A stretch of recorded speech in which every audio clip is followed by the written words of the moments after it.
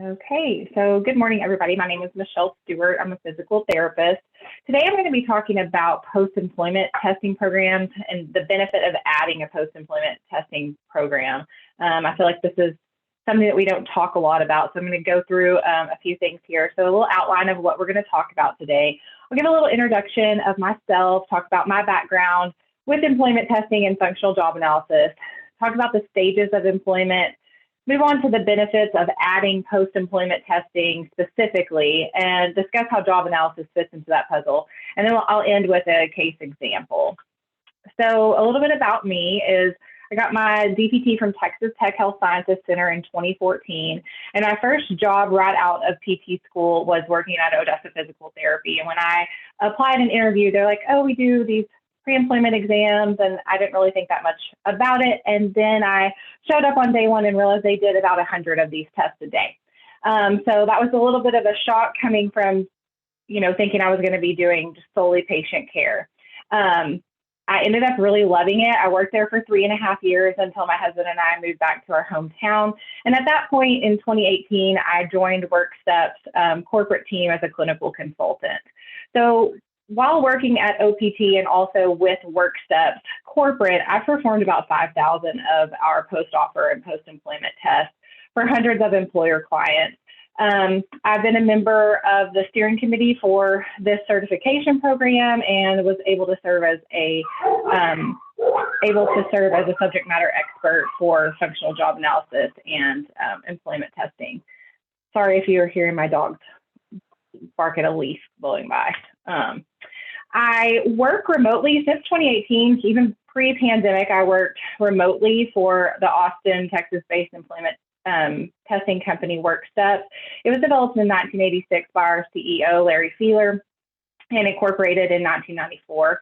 So as part of my job, it's a little bit different than some where I'm not really in a clinical position. I really function more in a non-clinical position, but I basically am responsible for training and quality assurance of functional testing at our over 1,200 WorkSteps provider clinics. I also help to oversee our job analysis department and employment exam development. One of the things that I also do is perform batch hires. So if we have one of our corporate clients that needs to onboard a lot of people in a short amount of time, we'll take a team to them wherever that hiring event may be and perform 30, 60, 90 tests in a day. We might say a day, 2 or 3, to get a bunch of people onboarded at one time.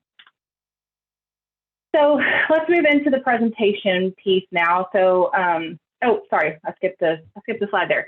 WorkSteps, like I said, is a leading national provider and pioneer of functional employment testing. And our average employer client experiences about a 50% reduction in the incidence and cost of musculoskeletal injuries in the first year. Okay, now on to stages of employment. So to understand implementing a post-employment testing program, you really have to understand the different stages of testing, how they differ, some legalities of that, and the different stages of employment. So the EEOC's enforcement guidelines kind of gives us the framework for this. So the first stage of employment is the pre-offer stage. And this really is just the before an offer of employment is extended. The second stage is post-offer stage, and that's after that conditional job offer, but before starting work. And when we talk about employment testing, this is really where most people, when you think about employment testing, this is what most people think about employment testing. Those post-offer tests, or POETs, is what a lot of people call them. So that's really where people think about employment testing. What I want to talk about, though, is this post-employment phase, or after employment begins. The EEOC allows for testing of employees under certain circumstances, but I want to give you a little bit of background on that first. So what is a post-employment test?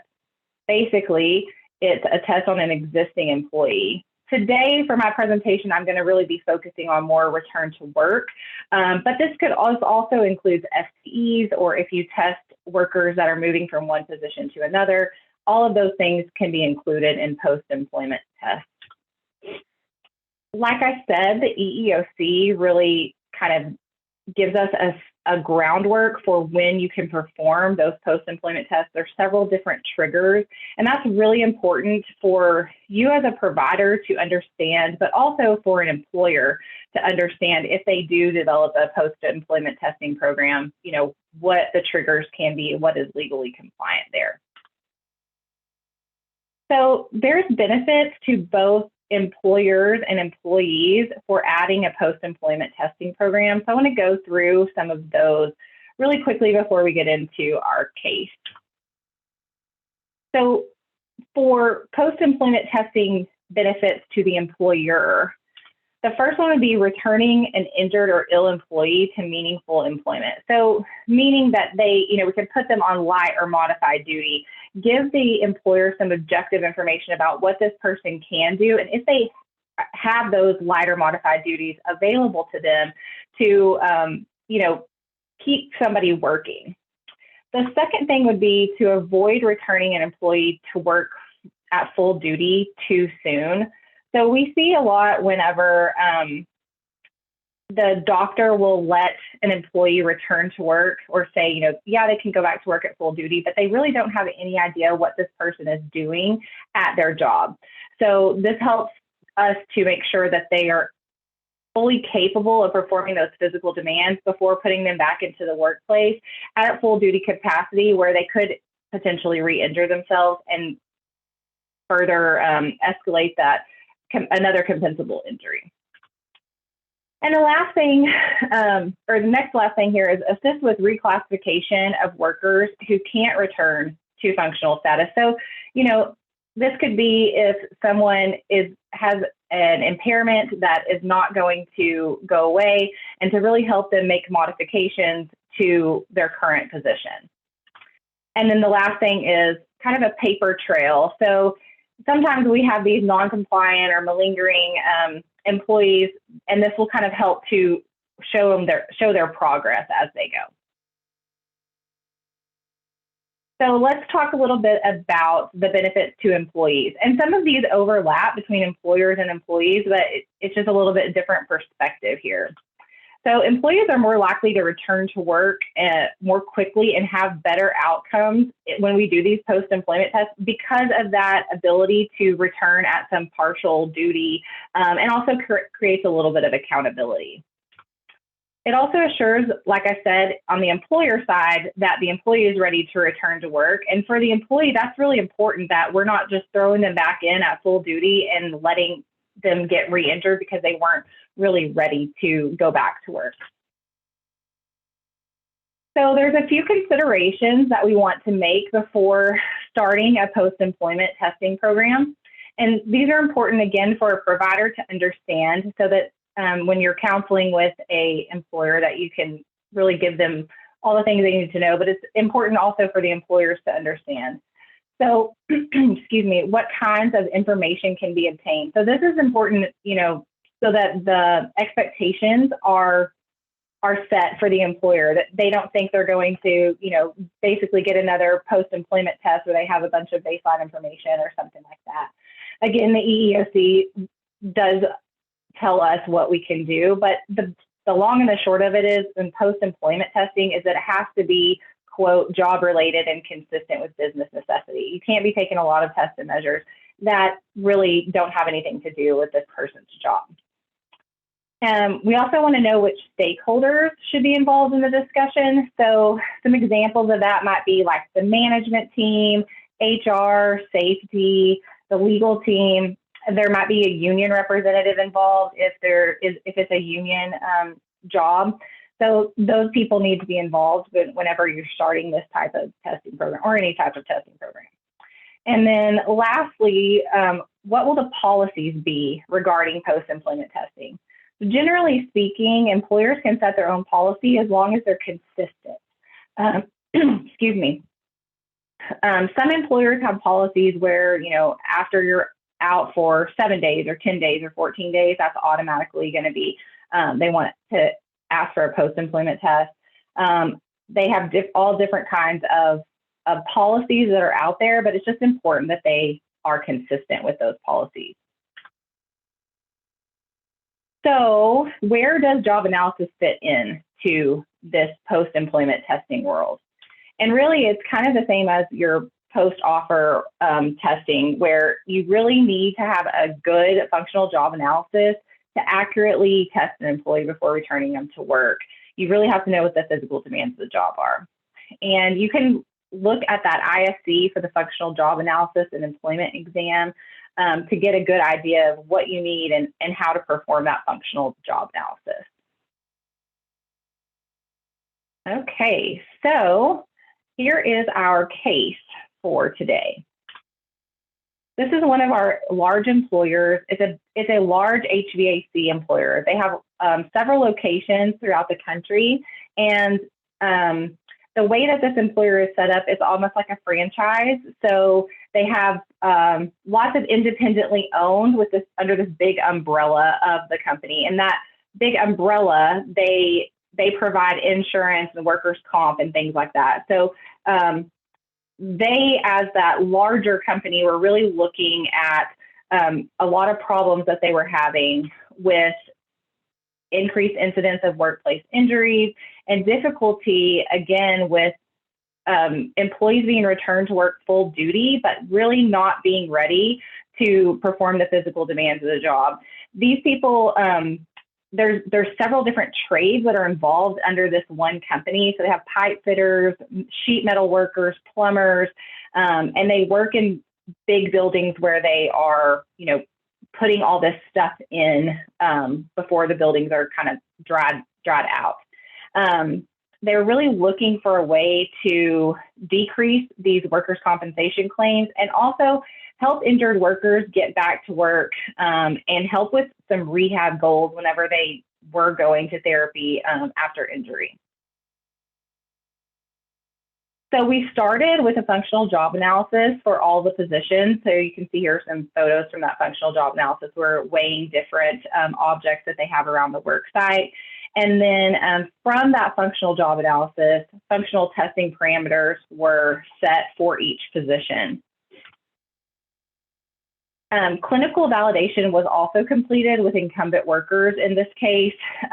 So we had incumbent workers go into the clinic and actually perform the functional job test and make sure that they felt like it really matched what they do on their job. So I wanted to give a couple examples of what we came up with for tasks. So I've already showed this picture, but you can see here that they're lifting this pipe up over their head. So this is a task that would represent that. Obviously, we had to have multiple tasks to really encompass what they do all day long. But this is just one example where they're going to lift a 40-pound dumbbell or NIOSH box. And we don't have the luxury, since we have 1,200 employers across 1,200 providers across the country. We don't have the luxury of using the exact same, we don't have the luxury of bringing a pipe into every clinic to test them. So that's part of the reason that we do that, that clinical validation, so that we know that the employees really believe that this is a good test. So lifting that over their head and bringing it back down, and it's to represent this task here. Another task here is for the candidate to carry the ladder into the work site and then put it up, go up and down the rungs, and then carry it back out. That's what it's representing here. So that's just another task representation here. And so in this case, both post-offer and post-employment testing was initiated. And that's typical for us to see, really coming in with both types of testing. And they saw an immediate reduction in claims costs. You can see here a 5-year estimated savings on over 3,400 tests at these different locations. So this bar graph here on the bottom here, you can see these are the different locations that they started testing with, and then you can see the savings that they experienced. The average claim before they started testing was $29,500. That was their average claim. And so we estimate about a 50% reduction in cost. So almost 1.3 or over $1.3 million of savings within that first year we're seeing. And again, this is a very large employer with lots of employees. So cost savings could be directly attributed to pre-employment testing was higher productivity because we're able to match workers to their job and they're not having to, quote, pull somebody else's weight. We also increase employee retention because those workers are matched well to their job. They're not getting injured quickly. They're not burning out. They're not having a lot of turnover because they are able to perform those jobs. And some cost savings that could be directly attributed to the post-employment testing specifically were faster return to work timelines, and they were able to keep some employees working throughout their treatment. So when we have that ability to return people immediately to modified or light duty, if that's available, that really can decrease your overall cost with absenteeism and things like that. So in conclusion, post-employment testing, especially return to work testing, can really be a good asset to employers. It's a great way for a provider to meet potential employer clients' needs and show an immediate return on investment. So sometimes if you have an employer that maybe isn't ready to jump right into post-offer testing, you can suggest just a post-employment testing program. Hey, what are your injuries? What, even if they just test one position, what is it that, what positions are getting injured? And how long is your return to work? Can we maybe look at modifying some duties where they can go to work a little bit quicker? And here are my references. And any questions? I also went very fast, so Jen, you're not alone.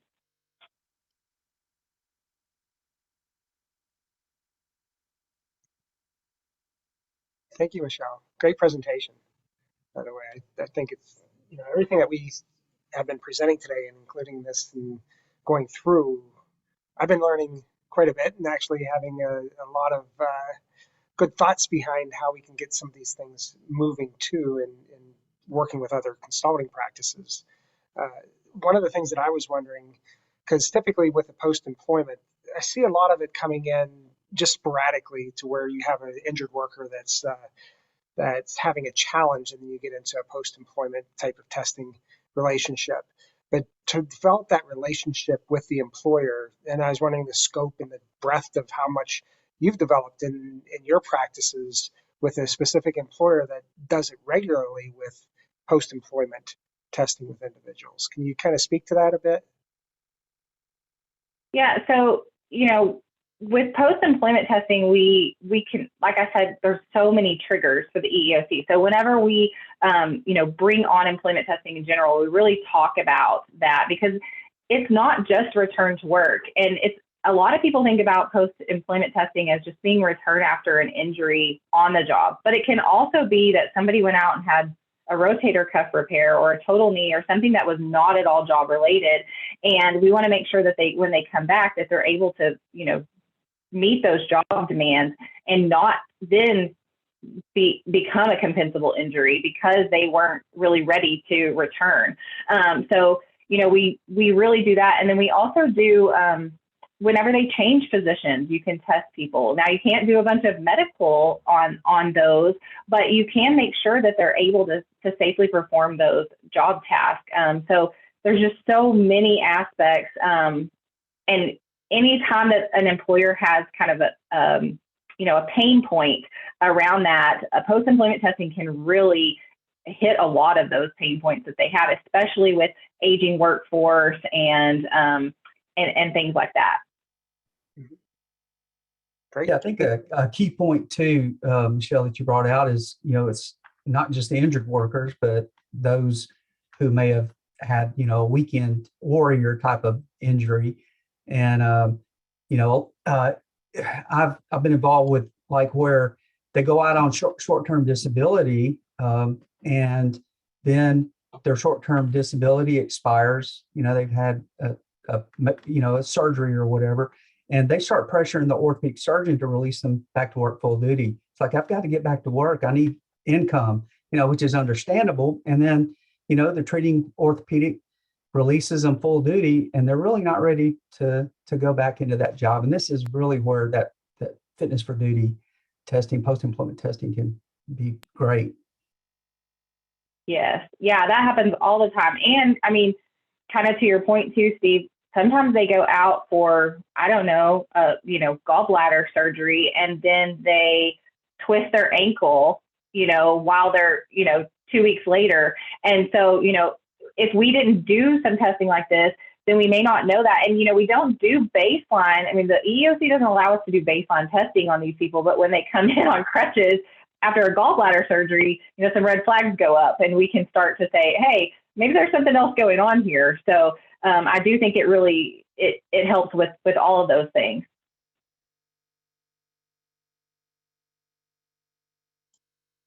Other questions? Michelle, great job. I would add a question.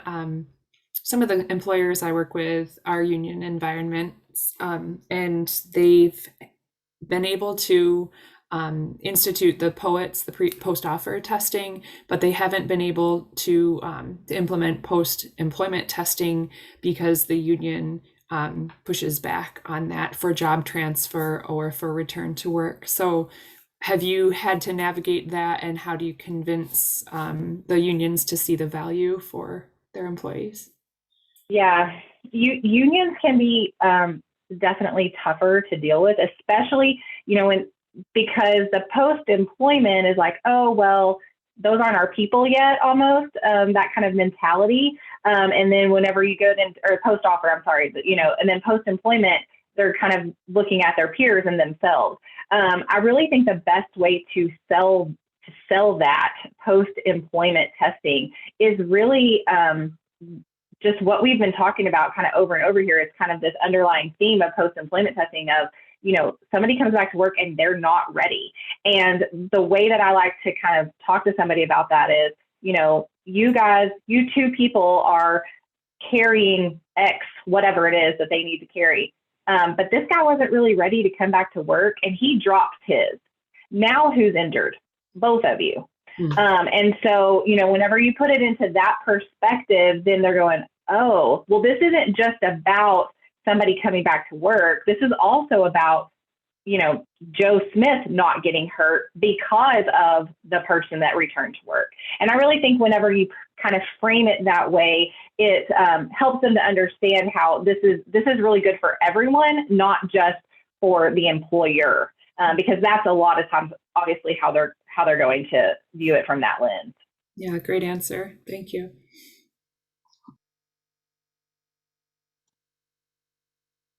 Okay, great job, Michelle. Thank you very much. And there will be time at the end for more questions for others. So. Thank you.